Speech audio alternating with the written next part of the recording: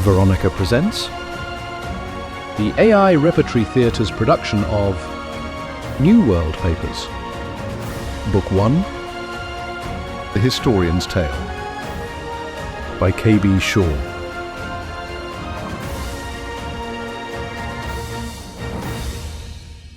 Chapter 15, Love and War. We were pleased to find Lenore, Percy, Randall, and the entire engineering team in the facility's small mess hall when we returned from our exploration of the gallery. They were so excited about their own discoveries, no one thought to ask what we had found. There was chatter of an underground farm that could feed us all indefinitely, and wagons and carriages that didn't need horses. The carriages ran on electricity and were being charged as we spoke. The builders called this facility the aviary, Said Randall. The builder's guide for this area couldn't or wouldn't say what the two large bays are for. One more bit of knowledge we need to earn somehow. The room erupted with speculation and debate. Sean tried several times without success to break into the conversation. Frustrated, he climbed atop a table and declared, "We found a way topside!" The room fell silent.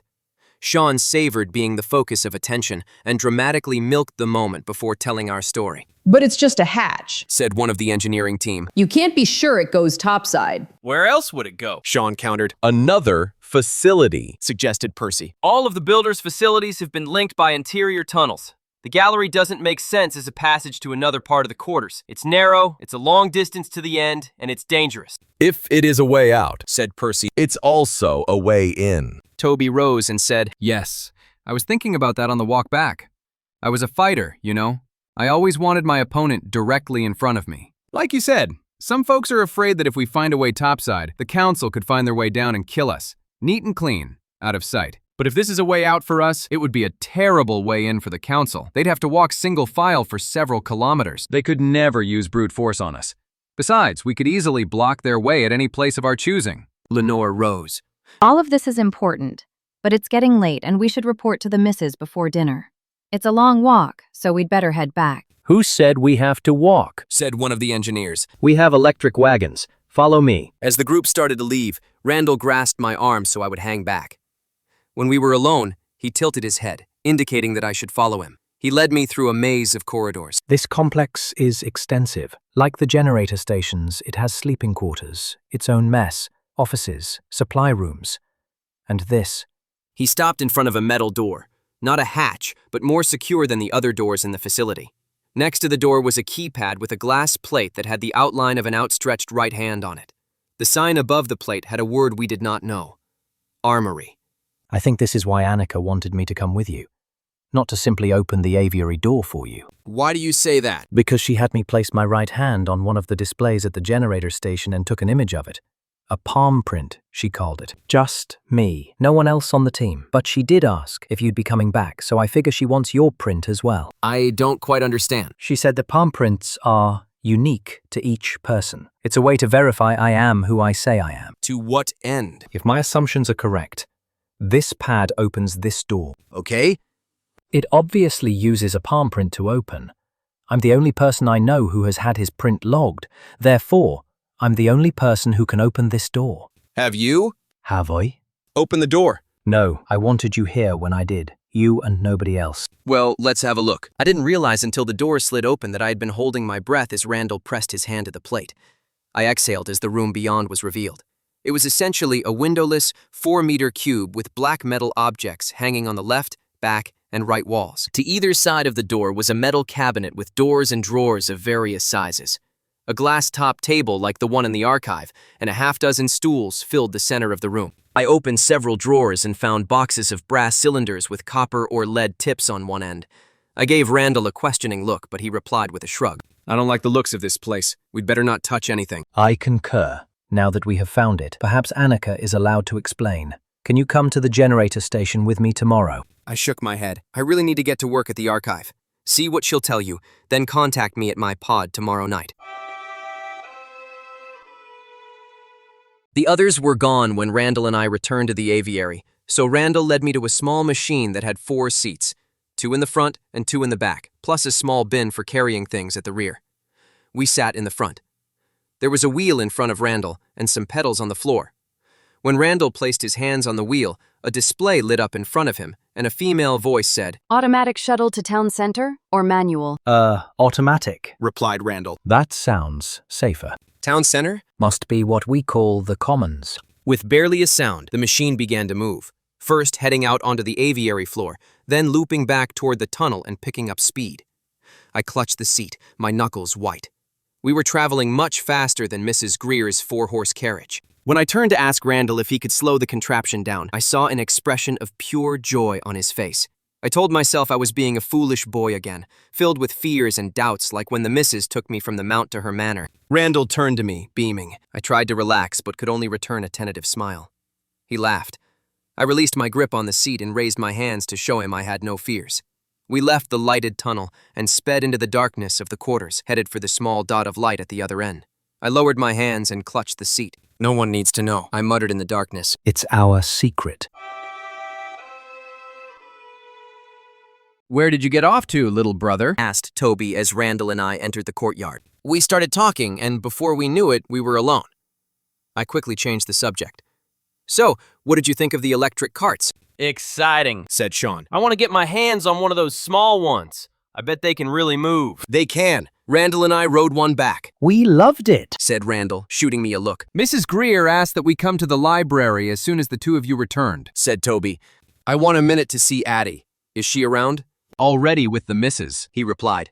Mrs. Greer, Bedford, Aiden, Joe, Lenore, Melissa, and Percy were seated at the library table when we arrived. Bedford was saying, And it can provide us with food indefinitely. That's what Archie Maxwell says. said Lenore. We'll have a crop of tomatoes in a couple of weeks. Said Melissa. I know we're not sure how long we're going to be down here, but I think we should consider getting some crops started to be on the safe side. If Brian can spare me and someone else from the generator station, I'm sure we can handle the hydroponics production. Pick whoever you want. Said Randall. Percy, find Lisbeth Hendel. She's been supervising our stores. Ask her and the cooks to coordinate with Melissa, will you? If you don't mind, I'd like to go right now and start things rolling. Said Melissa. Heading back to the aviary tonight. Asked Randall, knowing Melissa shared his unbridled enthusiasm for new challenges. Probably. Most likely. Yes, I am. Take the small cart Fallon and I came in. It's fast. Randall said with a wink as she and Percy left the library. Have a seat, lads. I took the chair next to Addie, which I suspect she had kept open for me. Sean slyly took the spot next to Joe, but Toby showed great restraint by not taking his brother by the collar and dragging him to another chair. Mrs. Greer turned her attention to me. Lenore and Percy haven't told us of your findings, Fallon. They only said that you explored outside. I'll defer to the twins if you don't mind, Mrs. I only tagged along as a historian. You tell it, brother. Toby succinctly recounted our excursion along the gallery. When he finished, Mrs. Greer asked, And you think the hatch leads to a way out? The twins and I expressed our agreement on that point. Well then, how do we bridge the crevice? We hadn't noticed him taking paper and pencil from the center of the table, but Randall was already sketching a plan when he spoke. I have some ideas about that. We make a track, something like the one on a kitchen drawer, and we bolt these to the gallery wall and railings. This isn't to scale, we'll need to take measurements. Then we construct a metal walkway that rides in the tracks, like this.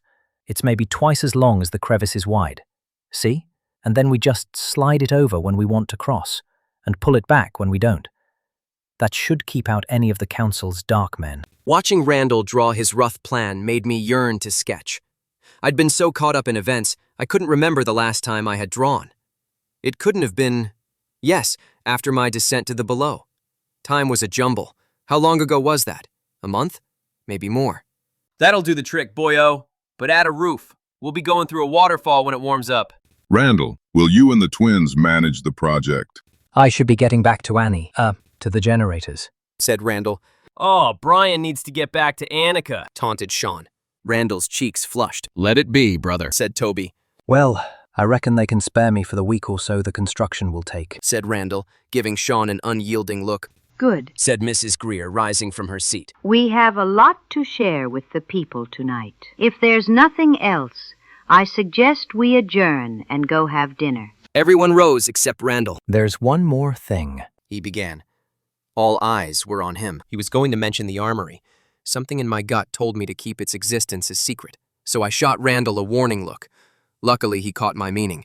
Fallon and I have business to attend to before I start work on the bridge. I need to take him to the generator station with me tonight.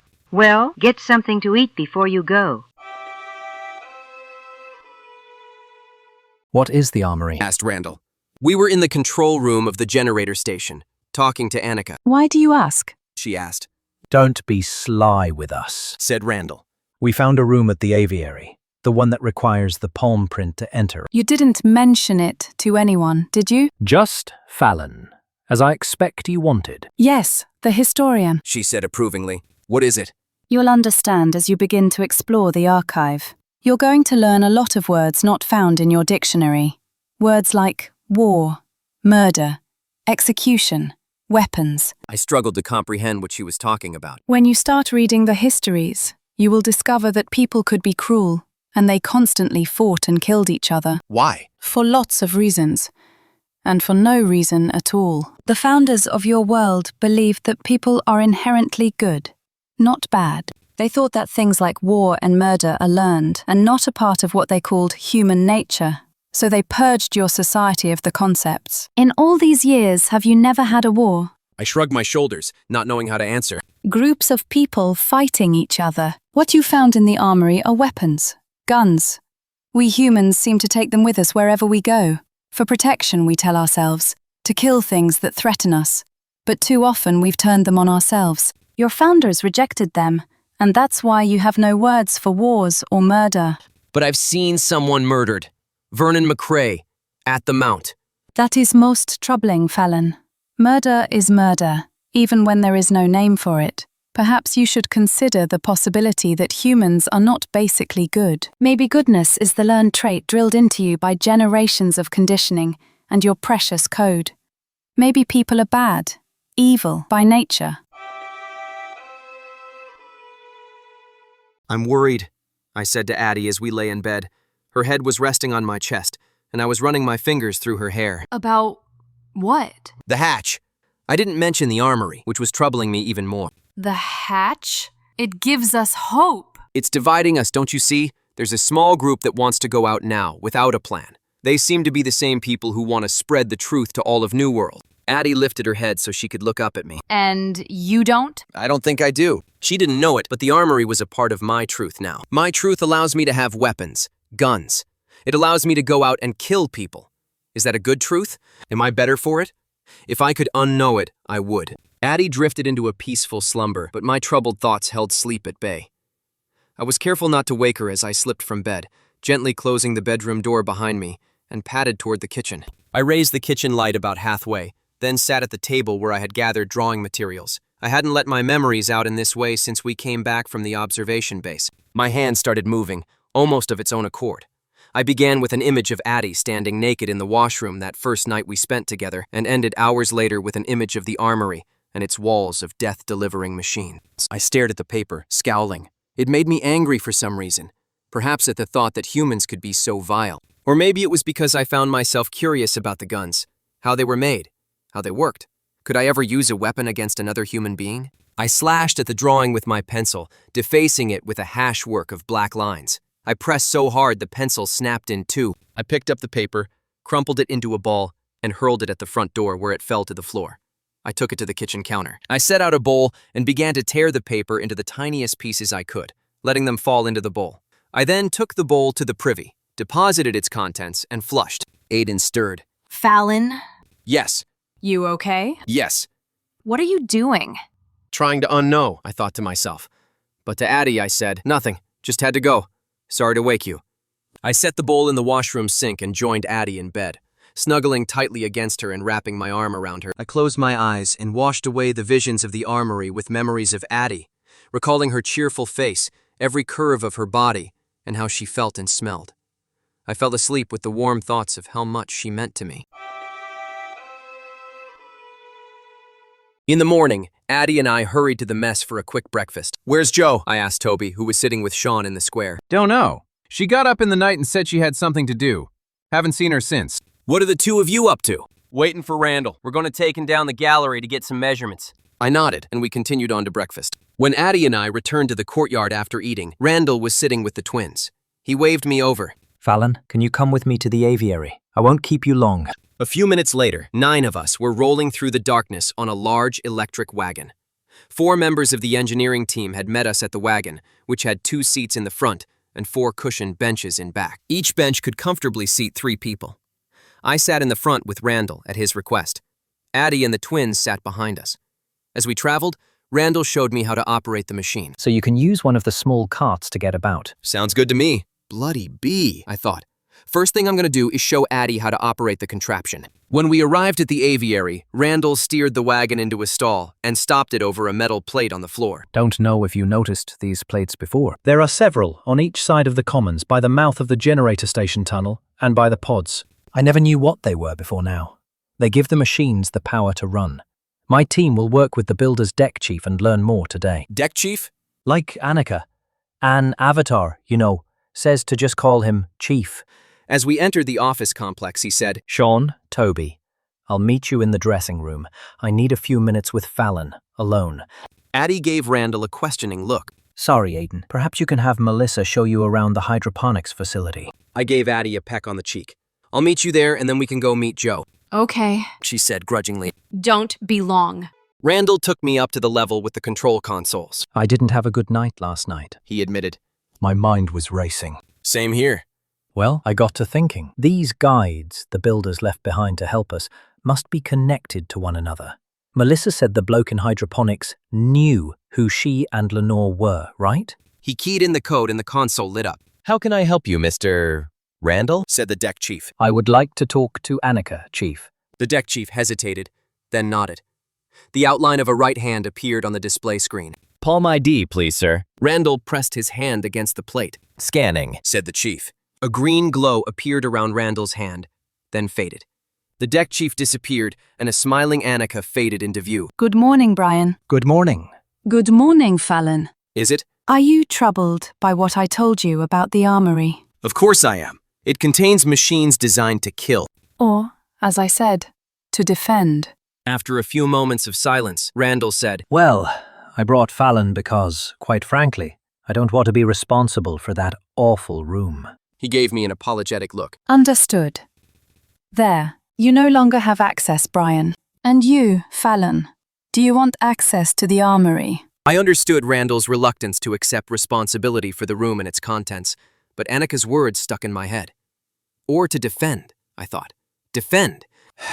Yes, I'll accept the responsibility, at least for now. We can seal it for good later if we want, can't we? Of course. Place your hand on the display. The hand outline appeared. I didn't hesitate to place my hand on the screen. Scanning. As my print was being scanned, I asked, what can you tell us about the gallery that runs outside, along the basin wall? Sorry, Fallon. Neither I nor my colleagues have knowledge of places external to the quarters. We are here to help you understand and use the facilities you have found. Are there other facilities in the quarters we have not found? No. However, you do not understand fully what you have found. We are here to serve, but you will find that much of the responsibility lies with you, Addie, and Miss Wilkinson. End of chapter 15. Next up, the captain.